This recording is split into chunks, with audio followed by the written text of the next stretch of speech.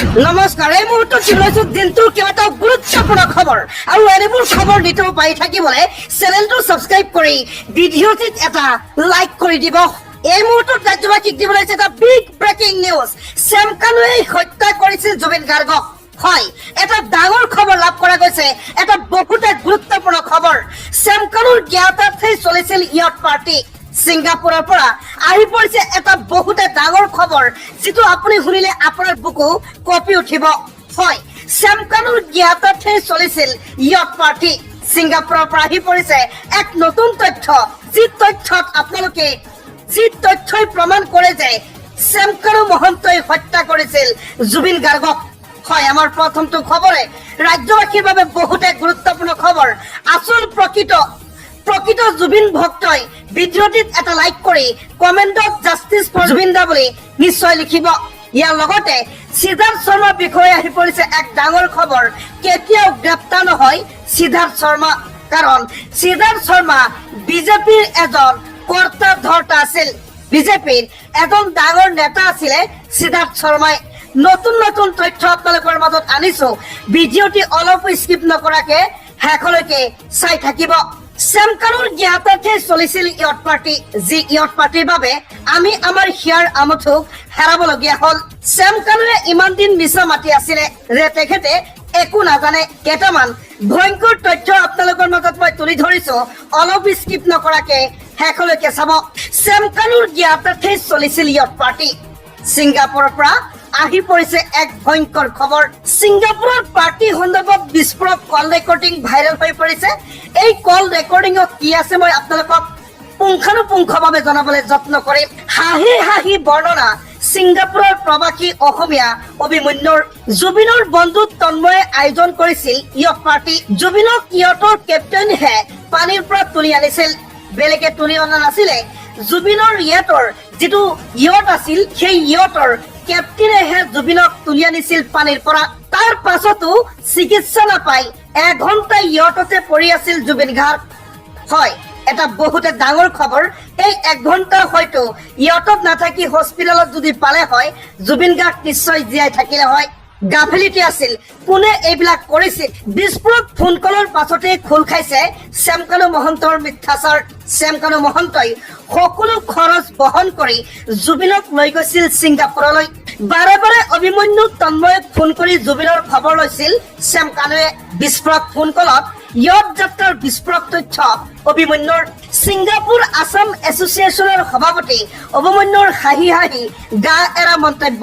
ঘটনাত আছাম এছ'চিয়েশ্যনৰ দুখ নাই বুলি চাফাই অভিযান দিছে এই সকল ব্যক্তিয়ে। শ্যাম কানু মহন্তৰ জ্ঞাতাৰ্থে চলিছিল সাগৰত ইয়ট পাৰ্টি। ইয়াৰ লগতে আহি পৰিছে আন এক ডাঙৰ খবৰ, এটা বহুতে গুৰুত্বপূৰ্ণ খবৰ। গুৱাহাটী বিজেপি যুৱ মৰ্চাৰ সহ প্ৰভাৰী আছিল সিদ্ধাৰ্থ শৰ্মা। এতিয়াহে গম পোৱা গৈছে কিয় গ্ৰেপ্তাৰ হোৱা নাই এতিয়ালৈকে সিদ্ধাৰ্থ শৰ্মা। পোহৰলৈ জুবিন গাৰ্গৰ মেনেজাৰ সিদ্ধাৰ্থৰ নতুন পৰিচয়।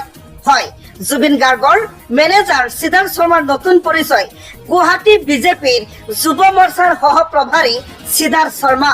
পোহৰলৈ জুবিন গাৰ্গৰ মেনেজাৰ সিদ্ধাৰ্থ শৰ্মাৰ নতুন পৰিচয়। গুৱাহাটী বিজেপি যুৱ মৰ্চাৰ সাংস্কৃতিক বিভাগৰ সহ প্ৰভাৰী আছিল সিদ্ধাৰ্থ শৰ্মা। কিন্তু এই পৰ্যন্ত যুৱ মৰ্চাই নিলম্বন কৰা নাই সিদ্ধাৰ্থক। এতিয়া এইটো লৈ ডাঙৰ প্ৰশ্ন হৈছে, কিয় এতিয়ালৈকে নিলম্বন হোৱা নাই সিদ্ধাৰ্থ শৰ্মা? জুবিন গাৰ্গৰ মৃত্যুৰ অন্যতম অভিযুক্ত সিদ্ধাৰ্থ শৰ্মাৰ নতুন পৰিচয়।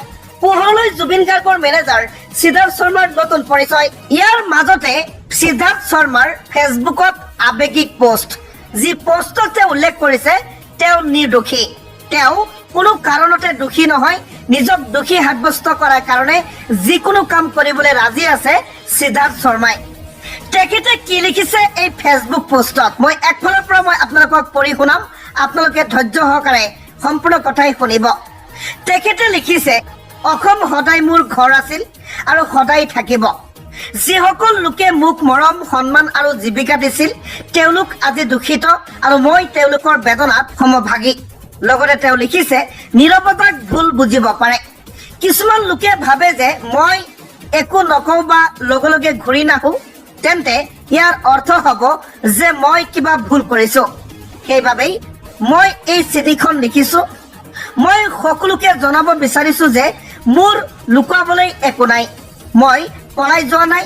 মোৰ সুৰক্ষাৰ আশ্বাস আৰু সত্য দাঙি ধৰাৰ এক উচিত সুযোগ পোৱাৰ লগে লগে মই গুৱাহাটীলৈ আহিম আৰু SIT তথা ৰাইজৰ আগত মোৰ পক্ষ দাঙি ধৰিম। 19 ছেপ্টেম্বৰ 2025 তাৰিখে নৰ্থ ইষ্ট ফেষ্টিভেলৰ বাবে ছিংগাপুৰত থকা অৱস্থাত মোৰ জ্যেষ্ঠ ভাতৃ জুবিন দা সাঁতুৰি থাকোঁতে এক শোকাবহ দুৰ্ঘটনাত পতিত হয়। মই ঘটনাৰ আগত আৰু পিছত তেওঁৰ লগতে আছিলো। তেওঁক সহায় কৰিবলৈ সকলো চেষ্টা কৰিছিলো আৰু তাৰ পিছত তেওঁক ভাৰতলৈ ঘূৰাই অনাৰ ব্যৱস্থা কৰিছিলো। অতি সোনকালে মোক দোষী সজাবলৈ আৰম্ভ কৰিলে আৰু মই মৃত্যুৰ ভাবুকি, ঘৃণা ভৰা বাৰ্তা আৰু গালিগালাজ পাবলৈ ধৰিলো। বন্ধু বান্ধৱ আৰু পৰিয়ালৰ লোকে মোক গুৱাহাটীলৈ আহিবলৈ বাধা দিছিল আৰু মই দিল্লীত থাকিবলৈ বাধ্য হৈছিলো। তেওঁক হেৰুৱাই মোৰ হৃদয়ত এনে এক শূন্যতাৰ সৃষ্টি হৈছে যি কেতিয়াও পূৰণ নহব। কিন্তু তাতোকৈ মোক ভাঙি পেলাইছে তেওঁৰ লগত আহিব নোৱাৰা, তেওঁৰ শেষকৃত্যত উপস্থিত থাকিব নোৱাৰা আৰু পৰিয়ালৰ কাষত থিয় দিব নোৱাৰাটোৱে। মই অসহায় আৰু স্তম্ভিত, কিয়নো মোৰ গোটেই পৃথিৱীখন সলনি হৈ গৈছে।